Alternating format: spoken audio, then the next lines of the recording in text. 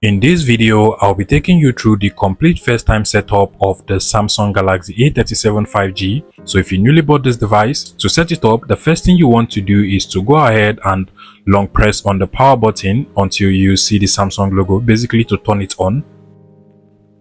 And now you'll be taken into the first time setup page of this device. Quickly, you can go ahead and select your language by tapping on the drop down over here, which allows you to select any language of your choice. In my case, I'll be going with the English UK, which is my preferred language. Tap on OK, then tap on Start from over here. Now you want to agree to all of these licensing agreements. The first two options are actually compulsory, while the last one is optional. But in my case, I will just go ahead and agree to all of them, then tap on the agree button at the bottom.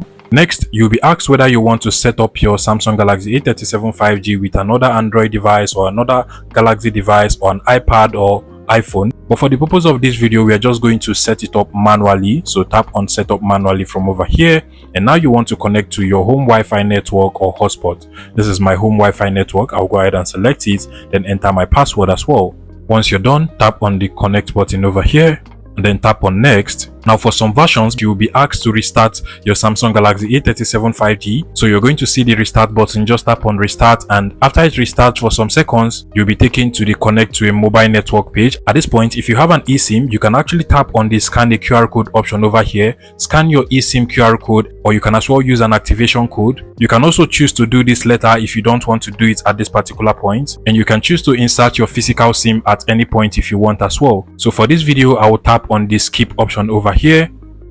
After a couple of seconds, you'll be asked whether you want to transfer apps, photos, contacts, Google accounts from another device into your Samsung Galaxy A37 5G. For this video, we're just going to be setting up the device without all of that. So just tap on the don't copy option over here. You can also choose to do it later if you want. And then at this point, you'll be required to sign into your Google account. This is very necessary if you want to be able to enjoy some Google features like being able to install apps from the Google Play Store into your Samsung Galaxy A37 5G. But for this video, I will tap on the skip option over here. I can as well choose to do it later if I want. So tap on the skip option over here and you're good to go. Now you can protect your Samsung Galaxy A37 5G with a face recognition, fingerprint, password or PIN, or even a pattern. In my case, I will go with the pattern option over here. Enter my preferred pattern just like so, and then tap on continue to confirm it again, then tap on confirm.